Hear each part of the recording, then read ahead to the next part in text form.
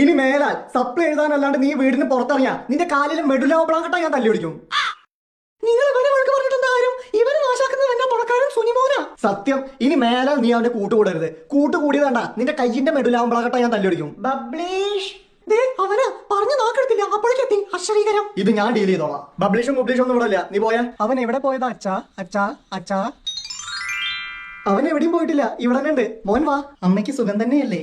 അമ്മേ സുഖാണ് മോനെ, സുഖാണ്. മോനിക്ക് അമ്മ ജ്യൂസ് എടുക്കാം. ചോറിന്റെ സമയത്താണോ ശീലു ജ്യൂസ്? ഞാൻ ചിക്കൻ മേടിച്ചോണ്ട് വരാം. മോൻ ചോറിനിട്ടേ പോകാം കേട്ടോ. ഓ അച്ഛാ, എന്നാ ഞാൻ സ്നേക്സ് എടുക്കാം. എടാ ഇതെന്തോന്ന്, നിന്നെ ഇത്രയും നേരം വരെ കുറ്റം പറയാറുന്നു. അത് ഞാനും കേട്ടു. അതുകൊണ്ടല്ല അങ്കിൾ ആന്റി എന്നുള്ള സ്ഥിരം വിളി മാറ്റി പിടിച്ച് അച്ഛനമ്മന്നാക്കിയത്. This is my tactical approach. അവന്റെ മൂഡ് മാറി ഹാപ്പി ആയത് കണ്ട.